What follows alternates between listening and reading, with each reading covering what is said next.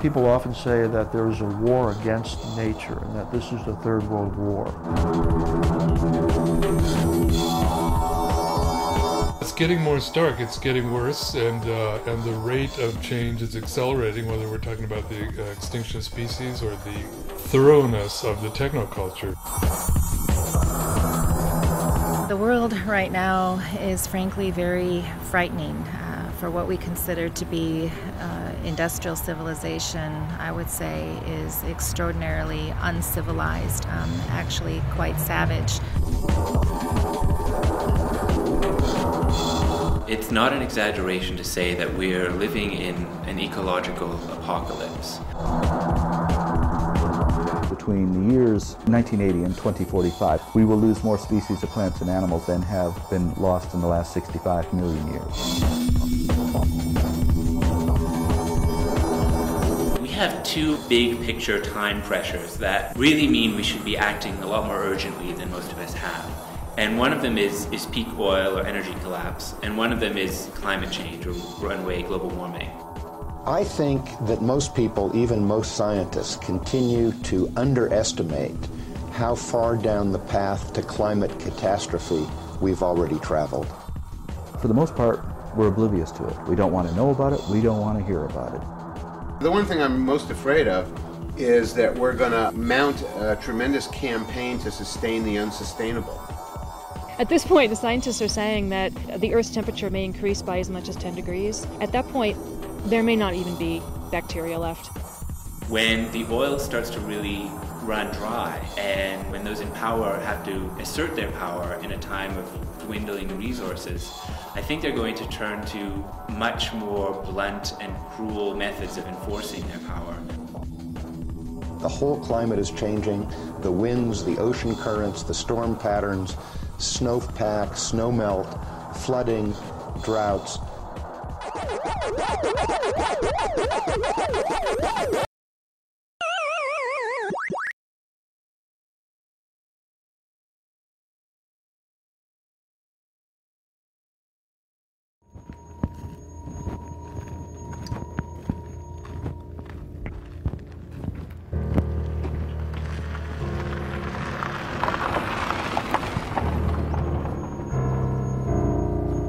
It's stunning how fast the destruction is proceeding.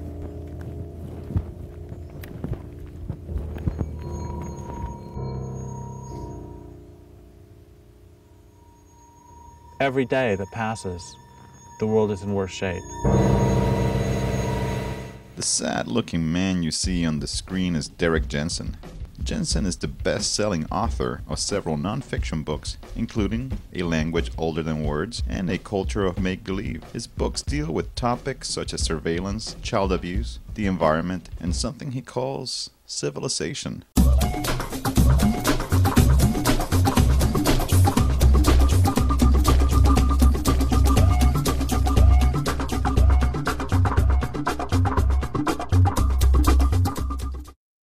But it's statements like these that make him so controversial. They're thinking of raising the Shasta Dam in California, and the reason that Senator Feinstein gave was, it is Californians' God-given right to water their lawns. You know, there is no way to argue with that, except with explosives. That was Mr. Jensen in 2006. The same year he published a 2-volume set called Endgame.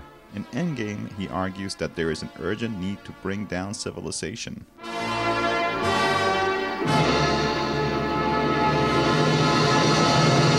If people would have brought down civilization 100 years ago, people in the Pacific Northwest could still eat salmon. There's going to be people sitting along the Columbia 50 years from now, and they'll be glowing for one thing, but they'll be starving to death, and they'll be saying, I'm starving to death because you didn't take out the dams that killed salmon.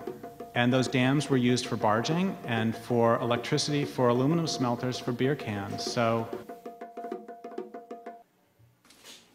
God damn you. He lays out his case against civilization by enumerating 20 premises. Due to time limitations and the fact that most people would not tolerate a 20-hour movie, we will explore 4 of these premises and accompany them with real-life examples. Industrial civilization, civilization itself, but especially industrial civilization, is not and can never be sustainable. It doesn't take a rocket scientist to figure out that any way of life that's based on the use of non-renewable resources won't last.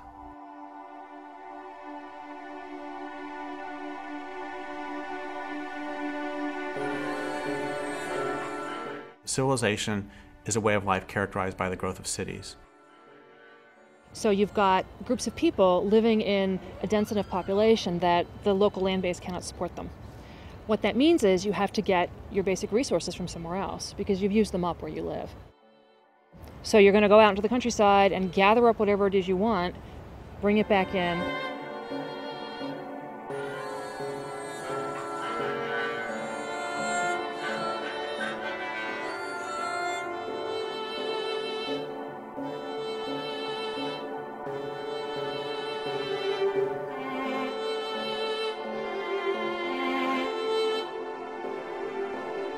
If you require the importation of resources, what that means is you've denuded the landscape of that particular resource.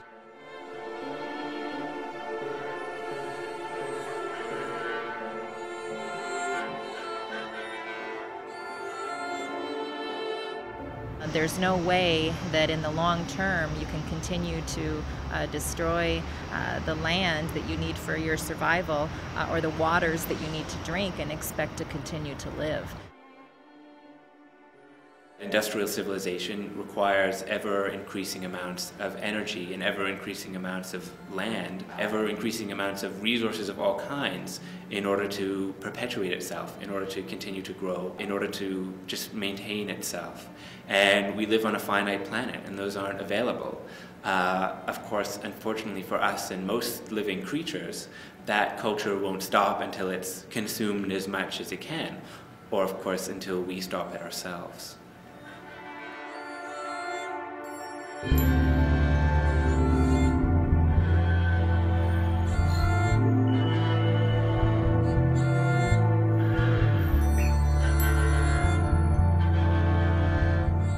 If you have a finite amount of anything, if you start using it, eventually you use it up. And so it would seem that if your entire culture is based on, I don't know, let's take a random resource, oil, that you would think about what's going to happen when the oil runs out. We found energy resources that have allowed us to escape some of the kinds of limits that previous cultures have had to face much more quickly. It used to collapse because they ran out of resources, easily accessible resources, the limit being the distance that people could travel with things like horses or other pack animals. That ended with the beginning of the fossil fuel age. Now they can go all over the planet and take what they want. So globalization has only accelerated this tremendously destructive process.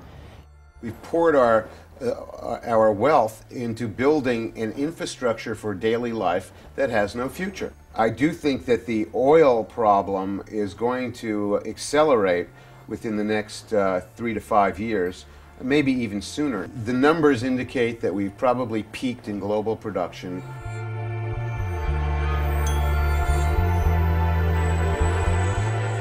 Where do you find the break from that? I mean, it's all of it is a giant machine or ensemble that just moves forward. Technology, for example, never takes a step back. This whole thing just keeps going like a cancer. I don't know of any civilization that's been sustainable. I don't believe there ever has been one. Technology, really in its essence, is our culture's determination that comes from certain philosophical and historical sources that we will be nothing else but more relentlessly technological. There is no clean green path to living at a lifestyle that we're all used to in industrialized nations. This way of life is over. Civilizations are often cutting their own throats very visibly, very obviously, but they just keep on doing it. Every civilization is defined by hubris. It's defined by its denial to recognize that it lives in a natural world.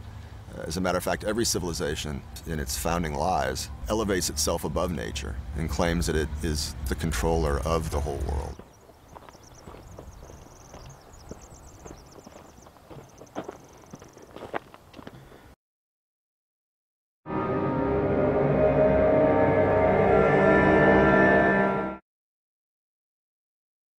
The first written myth of this culture is Gilgamesh deforesting the plains and hillsides of Iraq. When people think of Iraq, is the first thing they normally think of cedar forests so thick that sunlight never touches the ground? That's how it was prior to the arrival of this culture.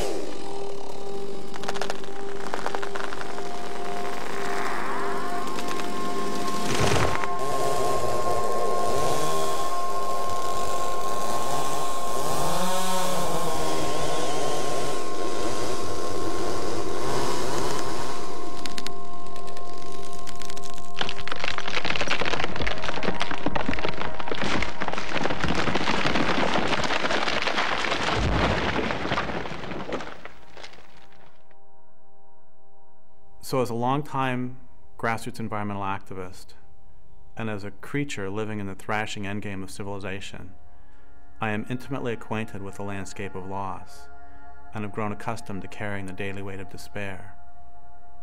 I've walked clear cuts that wrap around mountains and drop into valleys and climb ridges to fragment watershed after watershed, and I've sat silent near empty streams that 2 generations ago were lashed into whiteness by uncountable salmon coming home to spawn and die. Out here in BC and across North America, when they do industrial logging, they actually take and just remove all the trees. They level everything. They leave nothing but stumps and slash piles. And they burn the slash piles and they take out all the timber.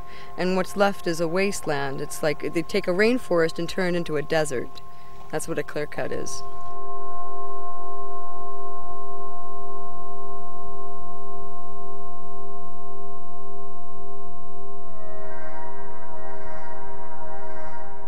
They use them for pulp. They export them whole to the United States and to Japan.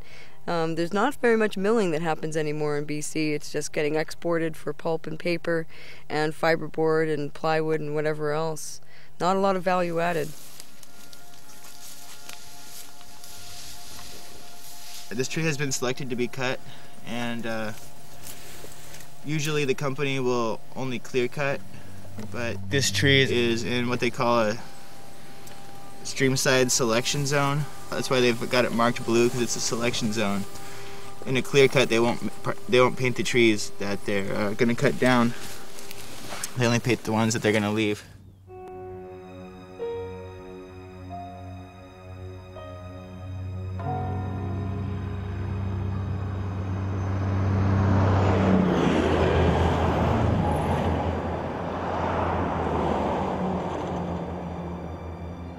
There's still a strong push to harvest as much of the western red cedar as they can. They're bringing in huge helicopters to do that. And they're high grading, selecting only the really good high quality timber and leaving the rest laying there, in a junk heap. So that's why we keep on, fighting back.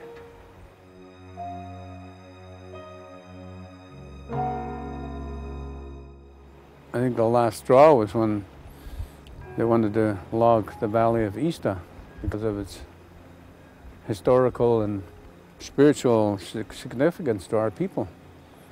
But they logged it in spite, just to make a point against our resistance, against our overall position, with regards to treaties or encroachments of industry development in our territories.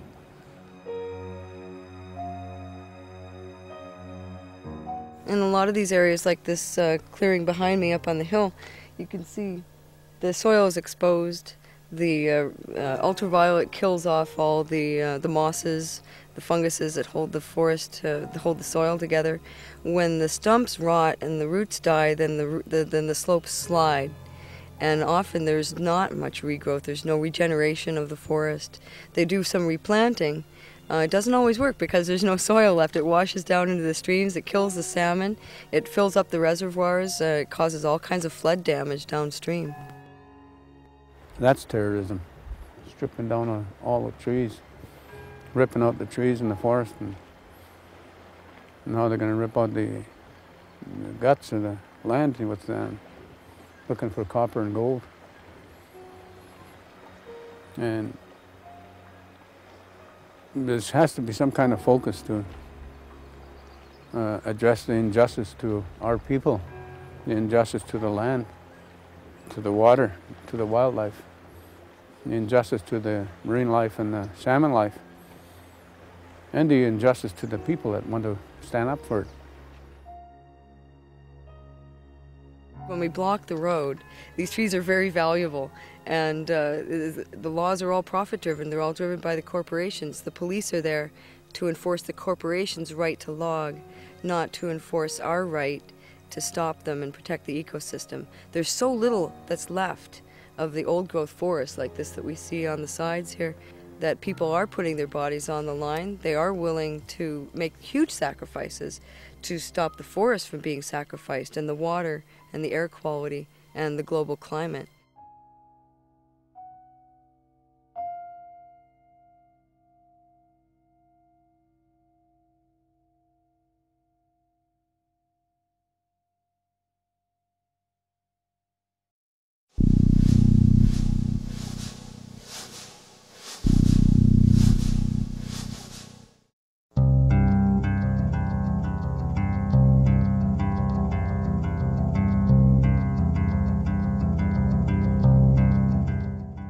Traditional communities do not often voluntarily give up or sell the resources on which their communities are based until their communities have been destroyed.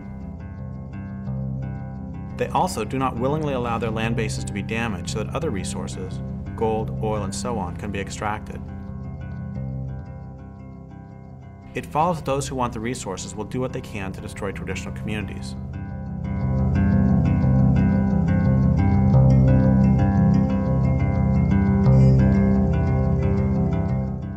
Our people, we say, have been there since time immemorial. Prior to invasion and conquest, colonization, lands in North America were occupied by populations of people that had a profoundly different relationship with the land. They live with the land. All the ceremonies that have come up have to do with celebrating the renewal of seasons and life and affirming all of that. One thing about Indigenous peoples is that there's always the idea that you have to live in balance. And, you know, emotionally, physically, spiritually, emotionally, you have to have balance. And so this same philosophy was applied to the natural world that they lived in. The Tolowa, on whose land I now live, weren't civilized. They didn't live in cities. They didn't require the importation of resources. They lived in villages, camps. And they lived there for 12,500 years if you believe the myths of science. If you believe the myths of the Tolowa, they lived there since the beginning of time. I think that what we have had in Indigenous societies all along is a very kind of common sense, a very practical approach to why it's important to treat the world around you, the natural world, in a good way. Our people never exploited more than what we needed. We respect the land, we respect the animals, we respect the water, we respect the air, the wind, the fire, all the sacred elements, and we believe that they all are living things. So I suspect that's the way it was before contact. The stories that we have about our relationship to each other and to the land and to any spiritual aspect, any deities, arise from our relationship with the land. And the salmon were considered to be our mentors, caregivers, life givers. They were equal to us. In fact, all things that have form were equal to us. We weren't about dominating. the spiritual relationship that our peoples had prior to invasion with all of creation, and recognizing that all beings have a spiritual essence, a spiritual entity, and that if we want to live in this universe in a good way, that it was absolutely essential that we learned how to maintain respectful relations with all of creation.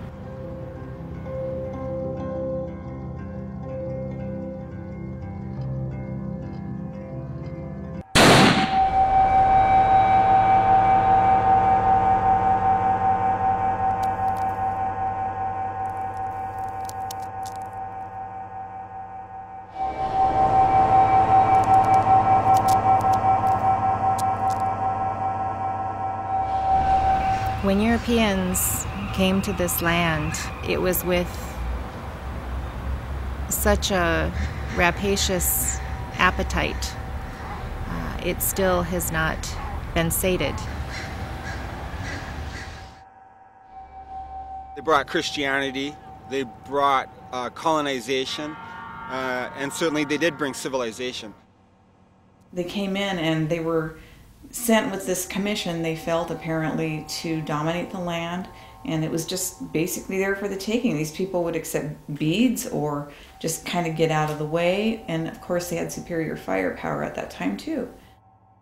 Right off the bat, with Christopher Columbus landing in the Caribbean region on what is today Haiti and the Dominican Republic, they initiated almost immediately a genocide down there that depopulated most of the nation there, the Taino and the Arawaks. And one of the main things that happened was the introduction of diseases, which was basically biological warfare. The smallpox was spread through tobacco and blankets and given to the Indian people. So it didn't take them long to be decimated because they were pure. And the smallpox was vicious, very vicious. When Europeans came, much of what they were interested in was rapid resource exploitation. They wanted to get wealthy in the New World. And as they were seeking that wealth, they worked with indigenous nations to undermine traditional economies and undermine the relationship that indigenous populations have with the land, so that indigenous peoples could then do the work of resource exploitation and extraction for the Europeans so that they could get wealthy. In imposing those things on indigenous peoples, of course, they destroyed indigenous peoples and their nations and their way of life. Generally, indigenous peoples suffered 90% or more depopulation rate upon having contact with Europeans. It was a genocide, war for territory, because the Europeans wanted to take the resources.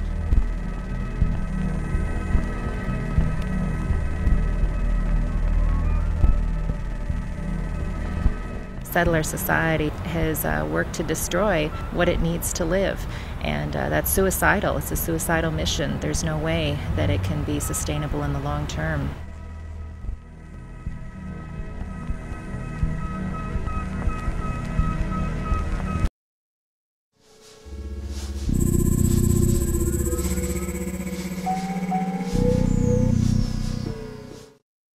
I gave a talk in Oregon a couple years ago, and this guy afterwards said, you know, you talk a lot about this culture being based on violence, but I don't see it. You know, I'm not violent. And I said, okay, first off, where's your shirt made? And he looked and it was made in Bangladesh. It's like, look, do we even need to talk about that? He's fucking faking he's dead. Yeah, he's breathing. He's faking he's fucking dead. Yeah, he just blamed. Our way of living, industrial civilization, is based on, requires, and will collapse very quickly without persistent and widespread violence. Arcing upwards into the 7th plus. A large explosion. Wow. I'll just take a couple eggs. How many do you want? Two. Two is good. Okay. And then what next? Some ham. Great. Tomato. Tomato. Okay. How about that? Okay. Some onion. Onion. Ooh, and cheese. Everything then, right? Okay, You want yes, everything. Okay. I understand. Okay. We'll just pop this on. Now watch. I'm chopping the ham and veggies, grating the cheese, and whipping the eggs, all in 3 seconds. The machine that just made those smoothies for Berman and Fred will make an omelet. There's not much time left to get this beautiful Hulk diamond necklace, less than 50 seconds. Joanne? Absolutely, John. You're going to want to give us a call up to get this beautiful Hope diamond necklace. This is a 45.52 carat diamond surrounded by 16 white diamonds. It has a platinum chain bearing 46 more diamonds. These are 12 4-ounce Southern barbecue chicken breasts. These stuffing gourmet farm fresh chicken breasts come from their barnyard to your backyard. They're wonderfully marinated and guaranteed to be tender, juicy, and downright delicious. Fine-tune those measurements. We keep them on file. They're saved there on our computer. Go back into the section where you reorder and fine-tune those measurements for us. And then we'll have a chance to maybe send you another pair of customized jeans that we really believe are going to fit perfectly. So we're going to do a countdown, starting from 5. Everybody got to help me out here. 5, 4, 3, 2, 1, oh!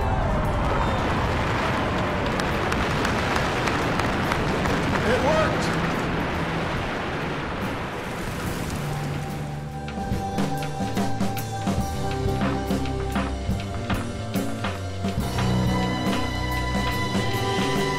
Second, I said, okay, do you pay rent?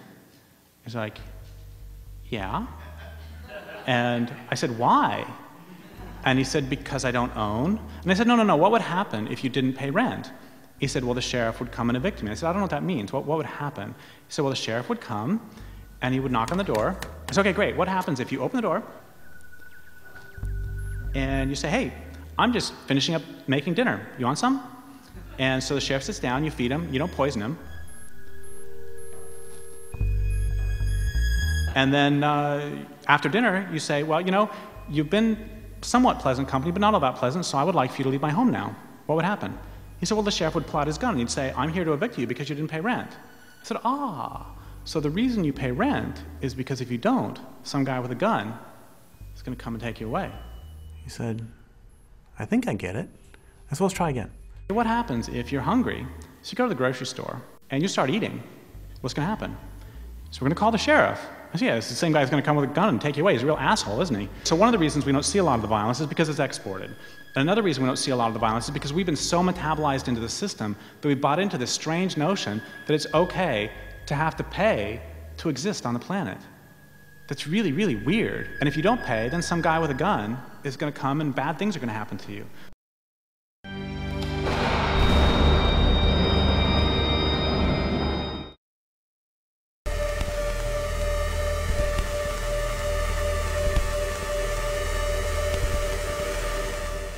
A few years ago, I got a call from a friend of mine. She's an environmental activist.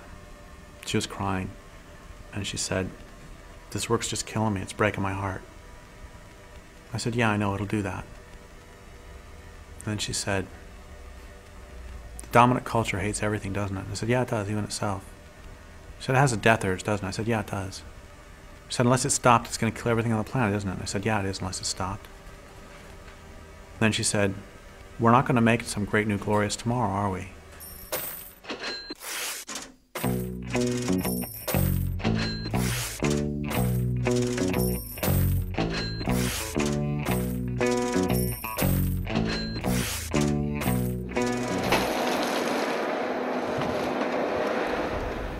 %98 of the old-growth forests are gone.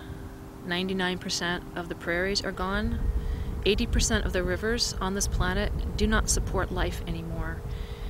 We are out of species, we're out of soil, and we are out of time. And what we are being told by most of the environmental movement is that the way to stop all of this is through personal consumer choices.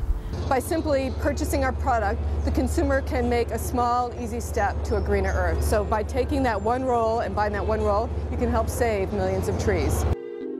I think we can really look at the history of the environmental movement to tell us a lot about why it hasn't been working. There was a lot of pretty radical and militant environmentalism happening, especially in the 70s and 80s. In a lot of ways that was kind of a heyday for environmentalism. You know, Greenpeace was founded.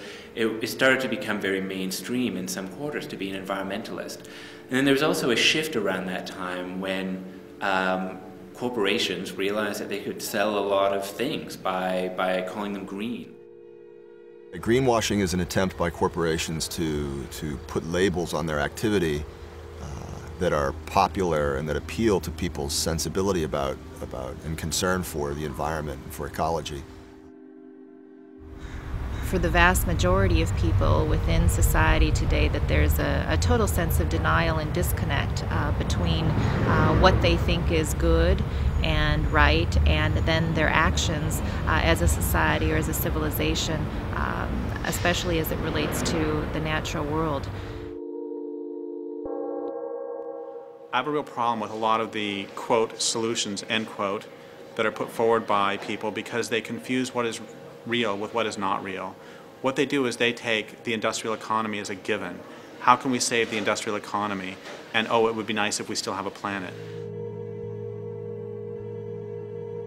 It doesn't matter if I buy, hemp soap if there's a runaway greenhouse effect and the planet becomes uninhabitable. The modern mainstream environmental movement of the big environmental organizations, Greenpeace and Sierra Club and the others, is rooted in that very same cultural lie that nature is resources. Nature is things to be used and managed. Nature is as the philosopher Martin Heidegger put it, just a vast gasoline station that we can just endlessly extract from. They may say we need to manage it more wisely, but as long as they maintain the mindset that we are the lords of creation and creation exists for us as resources to be transformed into commodities for us to buy and sell, as long as they maintain that perspective on what it means to be an environmentalist, then they're working within the same framework of an ultimately self-destructive path that the culture is on.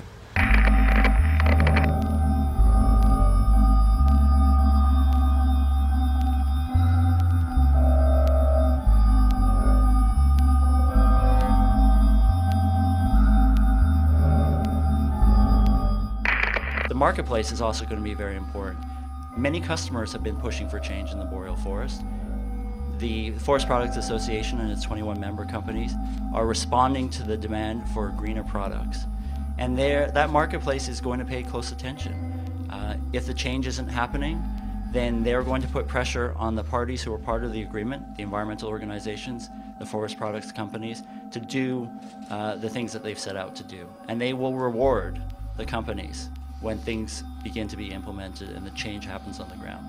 Fully confident of that. One interesting piece of the agreement is with Greenpeace, David Suzuki, Forest Ethics, Canadian Parks and Wilderness on our side. When someone else comes and tries to bully us, the agreement actually requires that they come and work with us in repelling the attack, and we'll be able to say, fight me, fight my gang. I personally have no use for large institutionalized environmental organizations. I think they're more of a problem than a help.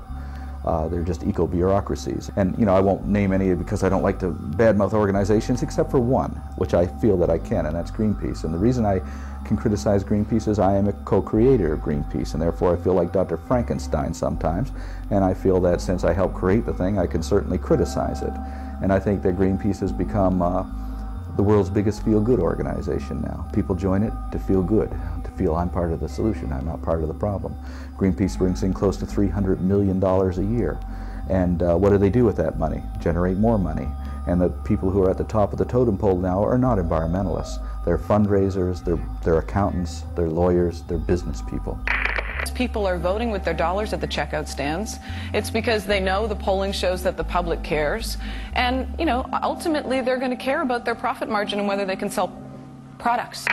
What's happened in British Columbia with the environmental movement, it's been stalemated. The big leaders there compromised. They went to bed and it snuffed out that movement.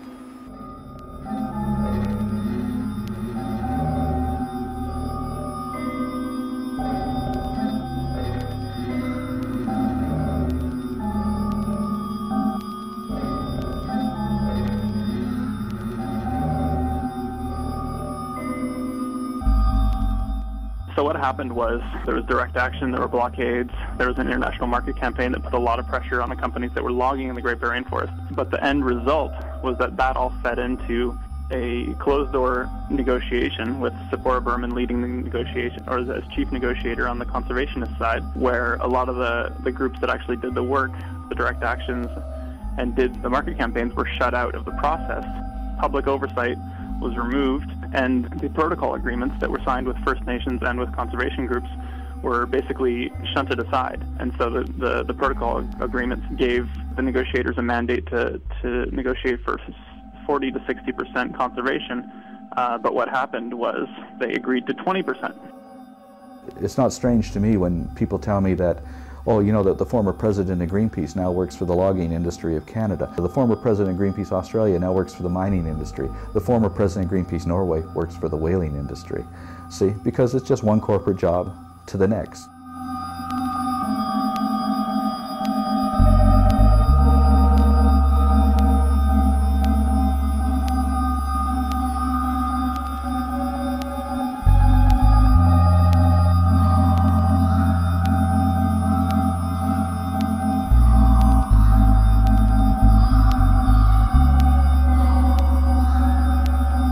The only measure by which we'll be judged by those who come after is the health of the land and the health of the water, the health of the earth. They're not going to give a shit as to whether we recycle. They're not going to give a shit as to whether we wrote our legislators. They're not going to give a shit as to how hard we tried. What they're going to care about is whether they can breathe the air and drink the water, whether the land will support them. And they're not going to care how hard we try. They're not going to care about any of that. What they're going to care about is, do we live on a living planet?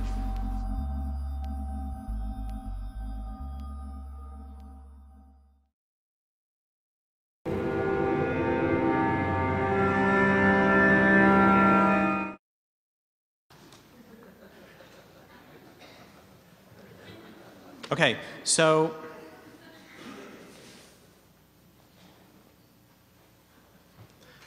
I don't know if you know this, but the original draft of the movie Star Wars was not written by Lucas. The original draft was written by environmentalists, and it's a little bit different.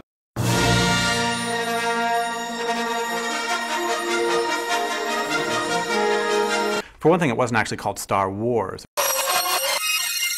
It was called Star Nonviolent Civil Disobedience. But the plot of Star Wars, for those of you who don't remember, is that the Empire has created this giant machine called a Death Star. And it's a machine that's capable of destroying entire planets.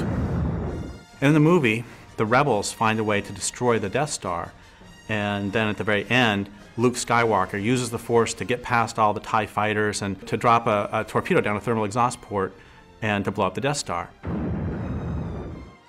Once again, the first draft of the movie, written by environmentalists, was a bit different. The rebels didn't actually blow up the Death Star. Instead, they used other methods to slow the intergalactic march of empire. For example, they set up programs for people on planets about to be destroyed to produce luxury items like hemp hacky sacks and gourmet coffee for sale to inhabitants of the Death Star.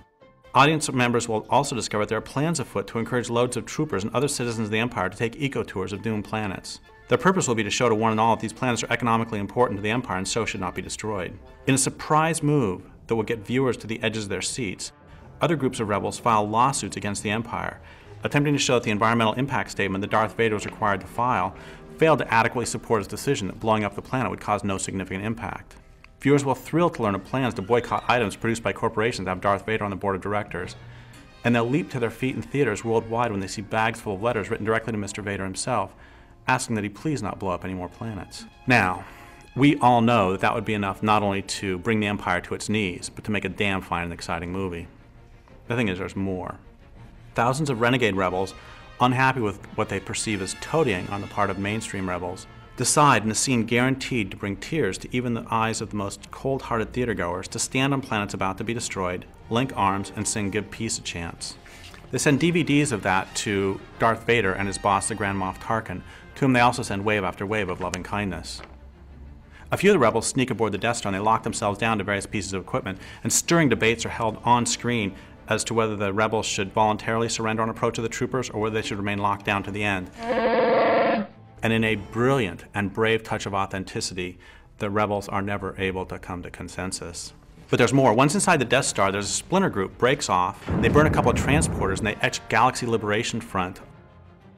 And then another group breaks off from that group and they finally make it to Darth Vader's private room.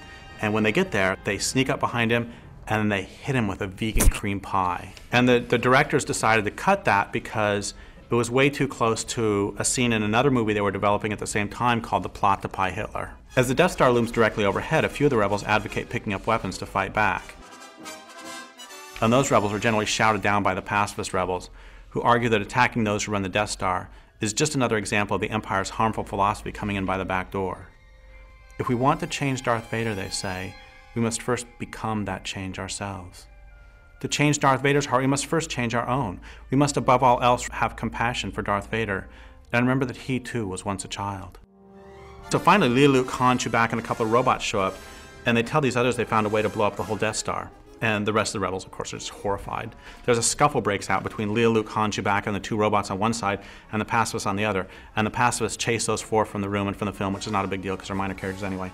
But anyway, the way the movie ends is that the Death Star looms closer and closer, and then you see the Death Star, and then you see the planet, and then you see the Death Star, you see the planet, and then you see the Death Star, and you see the lasers start to glow this hellish red, and then you see the planet again, and then you see psst, this little light, and what that is, that's the environmentalists getting away before the planet gets blown up. And then you see the Death Star again, and then it blows up the planet. And then the final shot of the movie, which reveals what a complete triumph this was for the rebels, is a still showing an article on the lower left of page 43 of the New Empire Times that devotes a full 3 sentences to the destruction of the planet. So it's like, yeah, we got some press.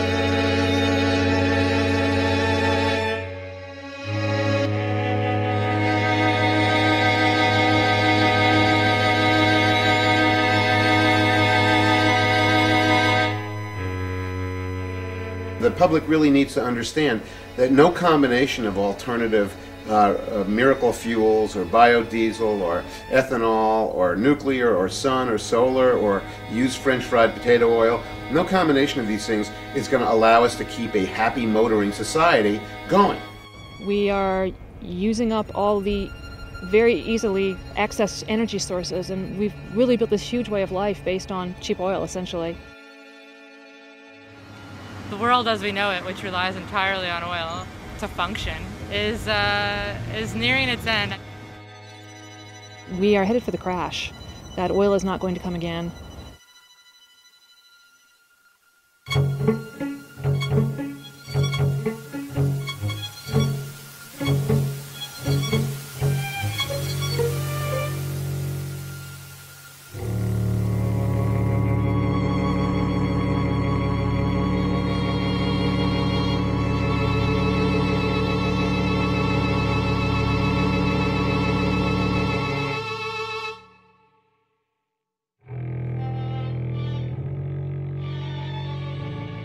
Tar sands are probably one of the biggest industrial projects in the history of mankind.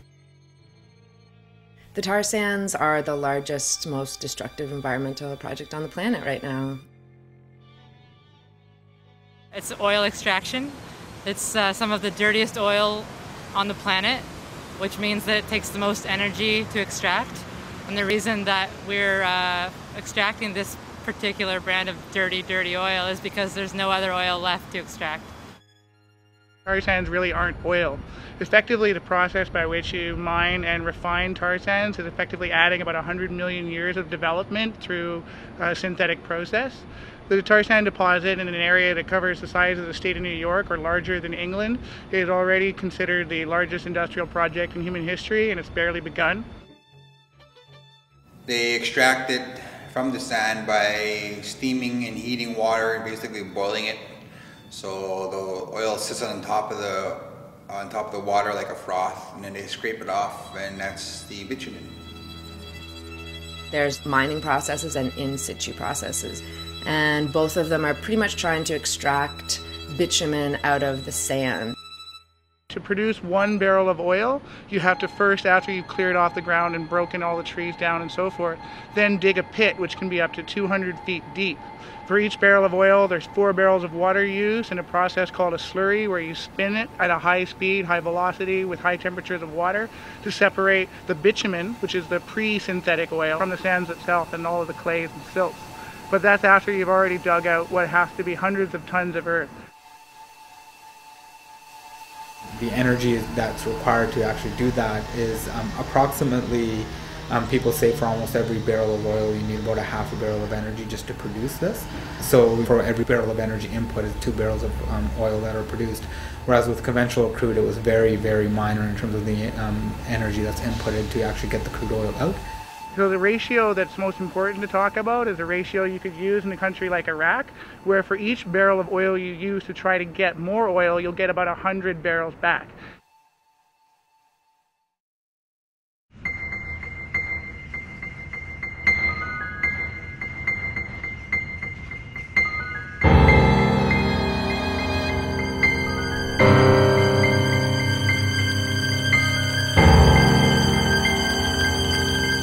The Athabasca River, which runs through northern Alberta, where you have like many different native communities living along the river, is being sucked of its water to fuel the tar sands operations.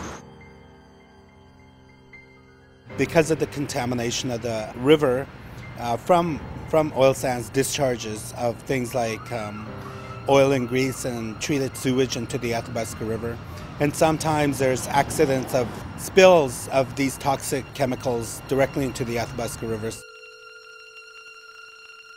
The community of Fort Chipewyan, both the Mikisew Cree and the Dene Chipewyan First Nation, who have been fighting and really at the front of like raising the alarm about what's happening, and their community has been seeing all this rise in rare cancers, autoimmune diseases, arsenic in the land, the moose meat, the fish are high levels of heavy metals, mercuries. Basically, the whole environment up there is contaminated.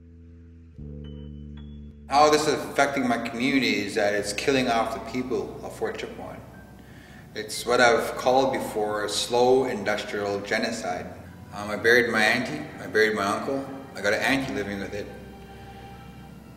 And this is a war for our lives because the government is allowing the people of Fort Chip to die. The tar sands are not only fueling the destruction of the second fastest rate of deforestation in the world outside of the Amazon River Basin, they are already the second fastest contributor to climate change in North America. And with the goals of production that they're talking about, the CO2 emissions will make it so the only way you could outstrip a climate change contributor for all of North America would be to combine all of the coal-fired power plants from Alberta to Arizona and in between across all of North America. I think that the tar sands is the absurdity of still desiring oil when we know so well that, for example, fresh water is just an elemental part of human existence, and that we're running full force towards extracting these last little bits of oil to sustain this plastic culture, this plastic civilization, to the destruction of the environment in which we can live. People say it's like the world's addicted to crack, and this is like the dirtiest and most disgusting form of crack that'll keep it addicted for a lot longer, right? Like this is actually what it is. It is the most insane thing that people are doing.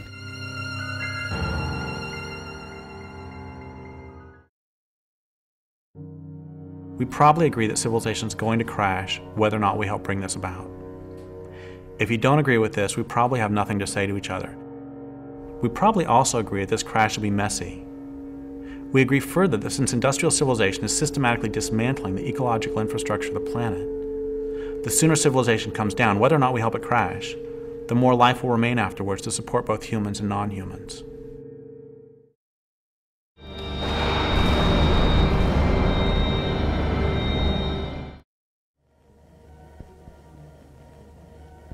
The genesis of Endgame, really, the book, was really because I did some talks around the possibility of fighting back. And the response by the audience was really predictable. If it was an audience made up of sort of mainstream environmentalists and peace and social justice activists, often they would put up what I've taken to calling a Gandhi shield, which is they would say the names Martin Luther King, Dalai Lama, and Gandhi again and again as fast as they can to keep all evil thoughts at bay. And if it was grassroots environmentalists, they would do the same thing, but then they would come up to me afterwards and they would say, "Thank you so much for bringing this up."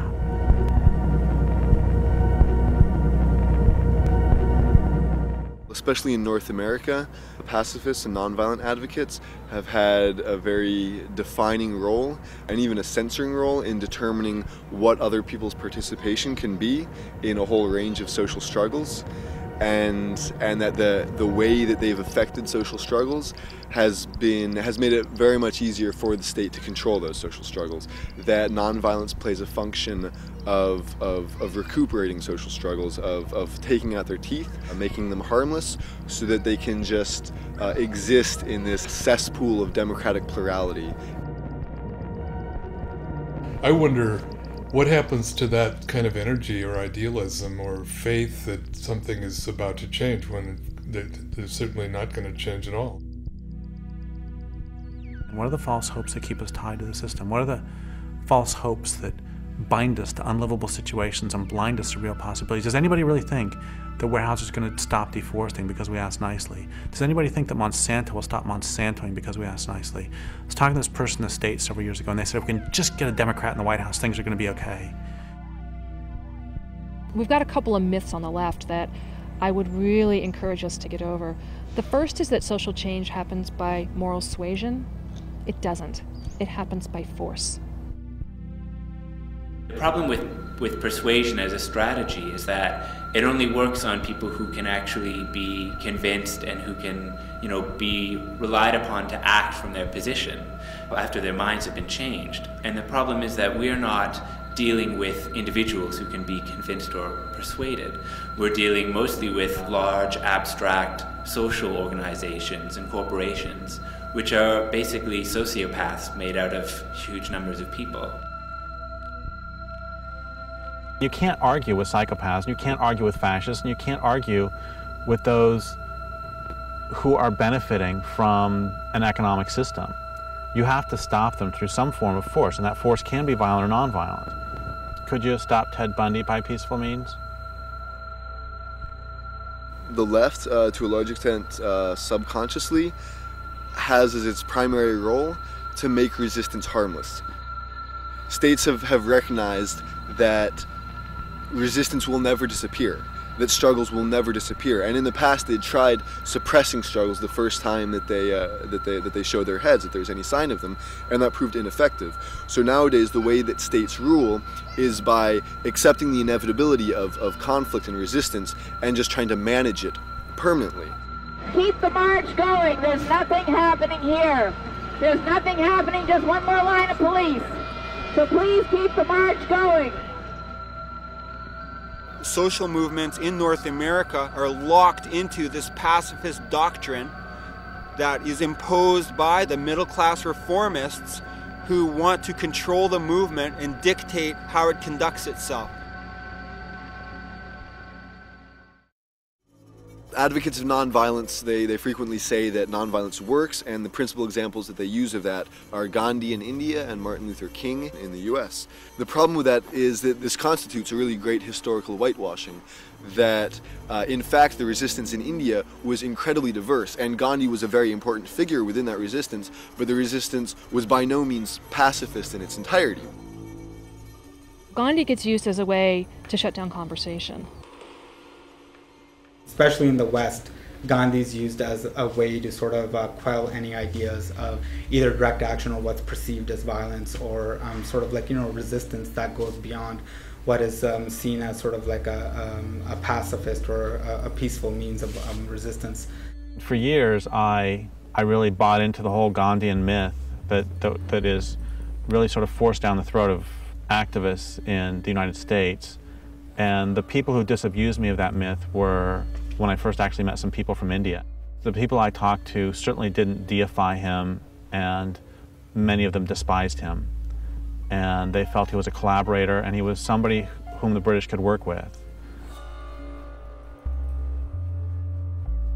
Gandhi is very well known in the West, but when you go to India, there's a freedom fighter and revolutionary leader called Bhagat Singh, who's in India probably almost as well known as Gandhi, as a part of the independence movement and sort of a leader in the independence movement.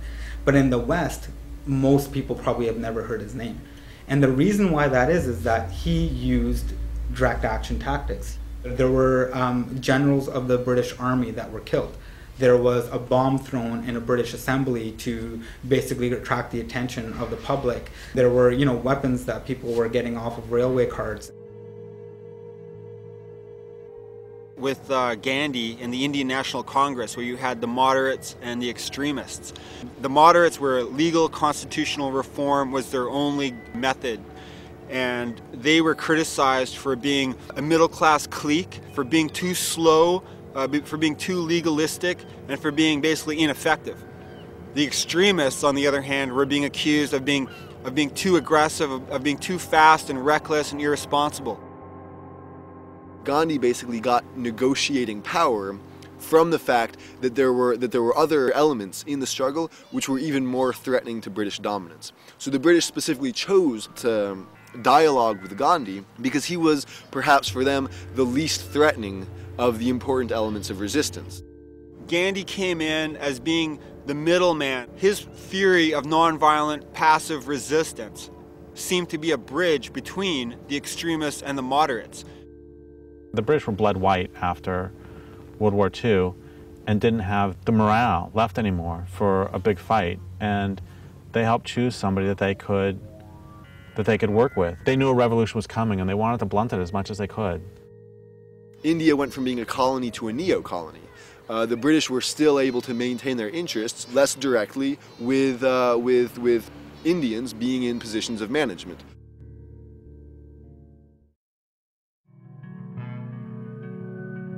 My problem isn't with somebody doing nonviolent actions, and it never has been. I mean, I say all the time that we need it all. My problem is that so many pacifists, especially in the United States, end up not supporting more radical or militant work.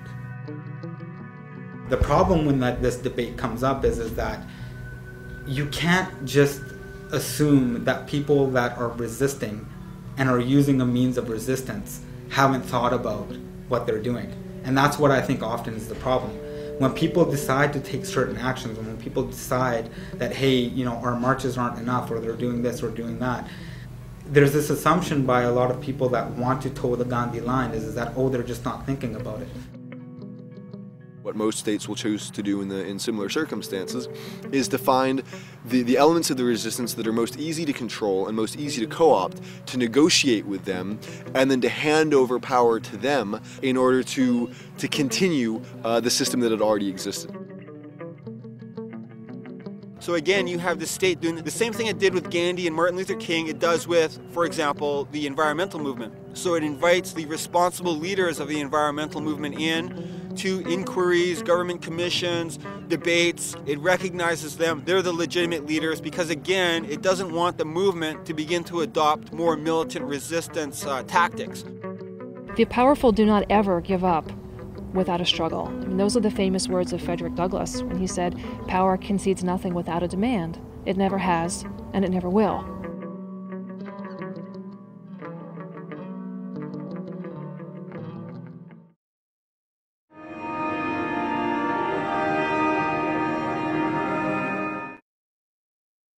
If we use more efficient electricity appliances, we can save this much off of the global warming pollution that would otherwise be put into the atmosphere.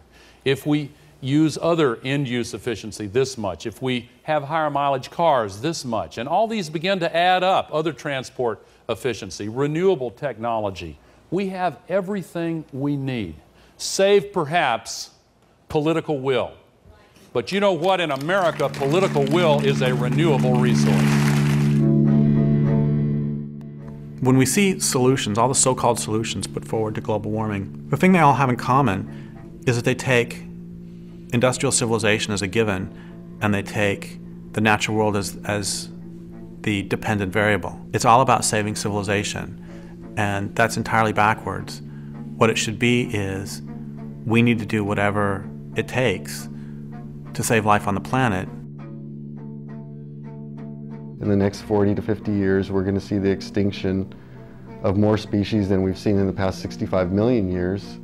That, to me, is a red light and a siren going off as a call to people who will cut through the crap and do what is necessary to protect the earth for here and now and for future generations. It is you that are going to have to answer to your children 50, 75 years from now when they ask what you did during the eco-wars. And in that sense, I think each one of us has to live the life today, this very moment, doing the things that we would be proud to tell our ancestors about. If we are serious about saving life on Earth, we've got to start fighting back in the ways that people do when they realize they need to form a serious resistance movement. Most indigenous populations who maintain any sense of a traditional worldview know that the way of life that settler society has imposed on this land is unsustainable. Yet there's been a sense that we really need to kind of wait until it collapses, or wait until they're done doing, or they've reached their limit and they can't continue the way that they've been going on, and be patient. Fuck patience.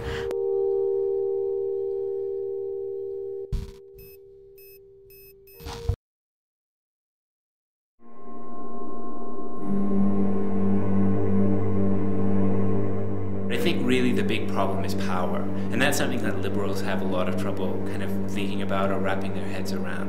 And the problem is that this culture has clearly defined hierarchy. There are people who are clearly in power and who benefit from power and who benefit from destroying the planet and who benefit from exploiting other people.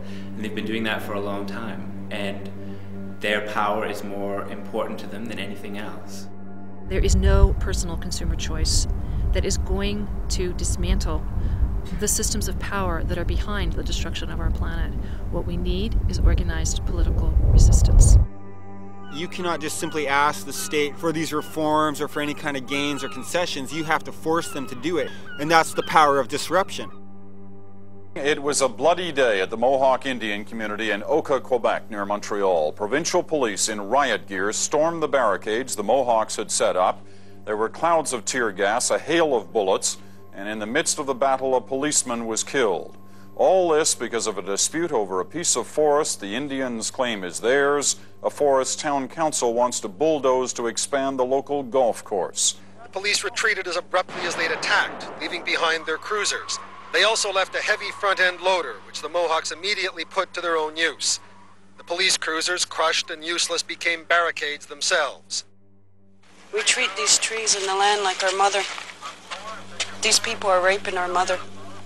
What would you do if they raped your mother? These politicians are servants of the system. It's their job to keep it going. It's their job to keep profit rolling in for the ruling class. And they will never, ever act in the people's interests or in the interests of the planet. It doesn't matter what we say. The only thing that they will respond to is force and the threat of social disruption. And even if we allow them to stay in power, they will always take back any gain that we manage to get from them. It's really important to recognize that no struggle is done, that there's not any possibility of any lasting victory as long as the state still exists. But we can definitely see in the histories of struggle, small gains have been won and ways in which we've empowered ourselves by the use of all tactics. And I think it's not even important to really say if a particular tactic is violent or not, because this is just kind of a moral category meant to restrict action. I think it's more important to look at which tactics can be empowering and liberating and useful. Purely above ground means are designed to facilitate the expansion of global capitalism. These are serious power structures that are making vast sums of money. They are backed up by the power of the armed state in every way imaginable. They've got armies on their side, they own the mass media, the banks, all the money is on their side. If there's any doubt about the leadership that our military is showing, you just need to look at this F-18 fighter and the light armored vehicle behind me. The Army and Marine Corps have been testing this vehicle on a mixture of biofuels, and this Navy fighter jet, appropriately called the Green Hornet, will be flown for the first time in just a few days on Earth Day. Crazy Horse 1, request permission to engage. I'm picking up the wounded. Seattle trying to get permission to engage. Come on, let us shoot. The Bushmaster, Crazy Horse 1-8. You're taking him. Bushmaster, Crazy Horse 1-8. This is Bushmaster 7, go ahead. Roger, we have a black SUV or bongo truck picking up the bodies. Request permission to engage. This is Bushmaster 7, Roger. This is Bushmaster 7, Roger, engage. 1-8, engage. Clear. Come on. Clear.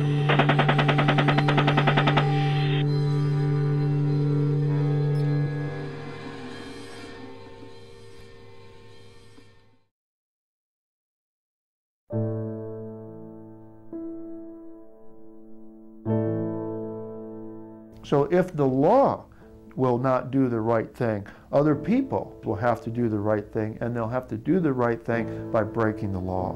And that precedent has been set many times throughout our history.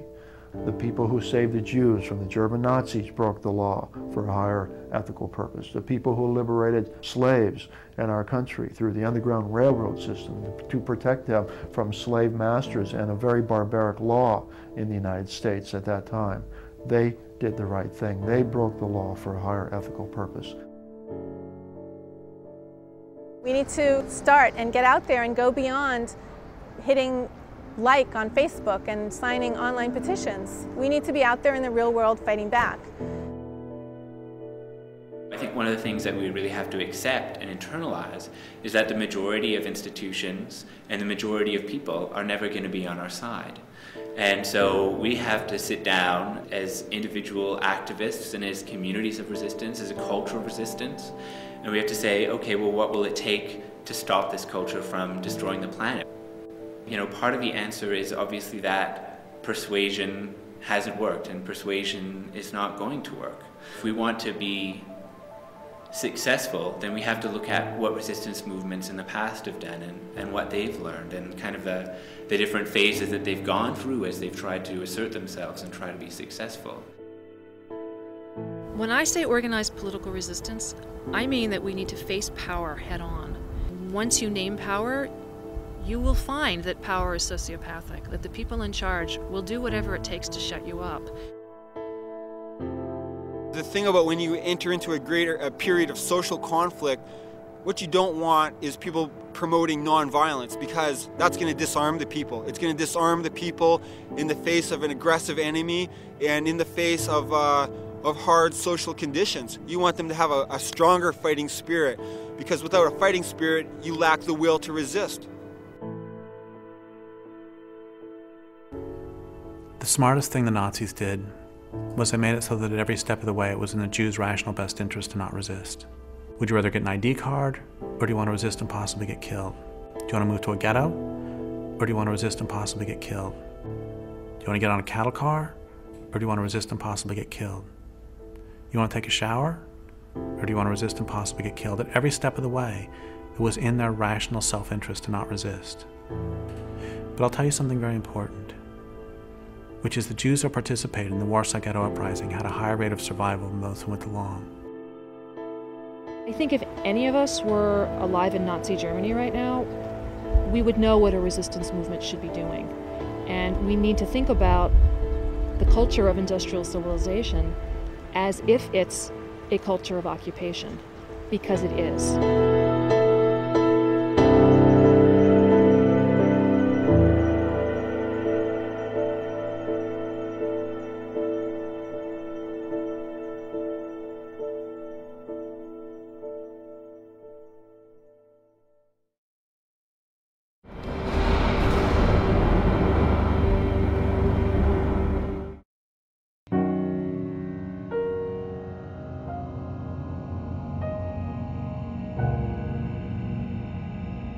If Nazis or other fascists took over North America, what would we all do? What would we do if they implemented Mussolini's definition of fascism? Fascism should more appropriately be called corporatism because it's a merger of state and corporate power.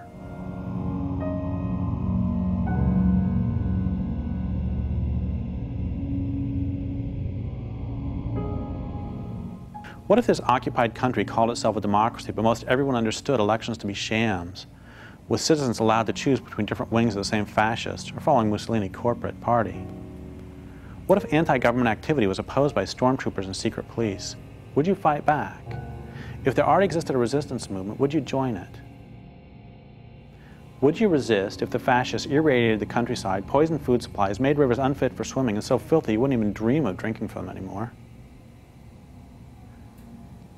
If fascists systematically deforested the continent, would you join an underground army of resistance, head to the forests, and from there to boardrooms in the halls of the Reichstag to pick off the occupying deforesters, and most especially those who give them their marching orders?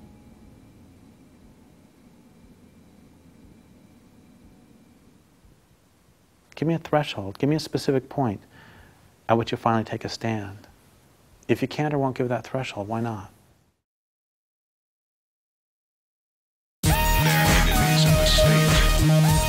Yeah, yo, I ain't got any time to waste on this one. I gotta get right on it, like, yo. When I face the page, I place the rage, place it into stasis. I write it and erase it. That's a basis, cover all the bases. Watch what you say on the cell, they gonna trace it. Stack deck, don't expect any aces. Camera eyes, watch you in public places. And I hate this, so I take this mic and I write like these words on my legs, and they walk me through my paces. People chasing glittery lights, but I've seen the heights. My time is not wasted, I'm tracing the sky.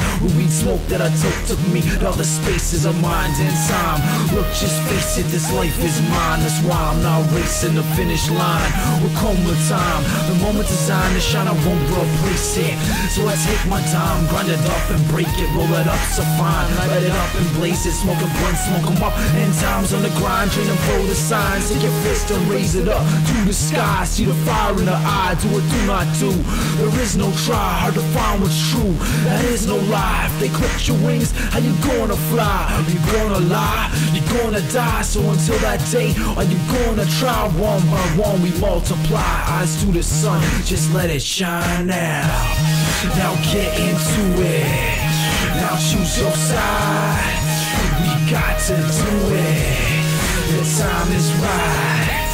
Now get into it. Now change your life. Only you can do it. The time is right.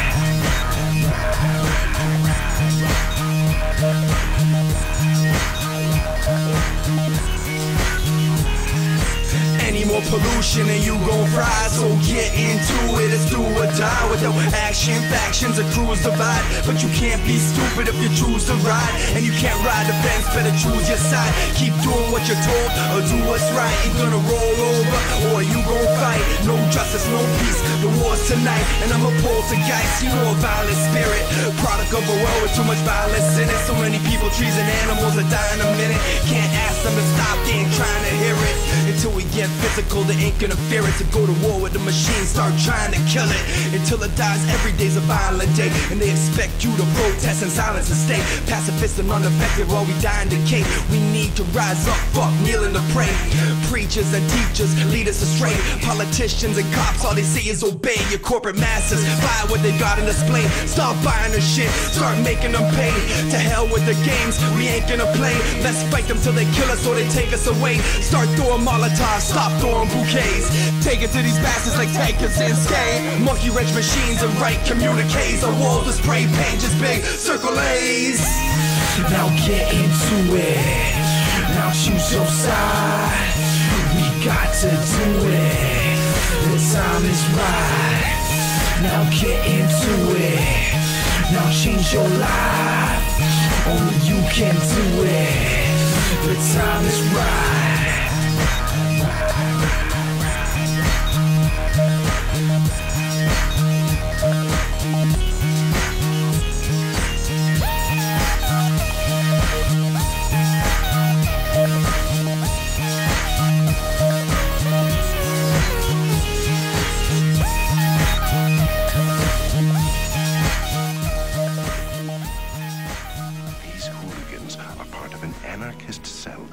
agents have been tracking for weeks.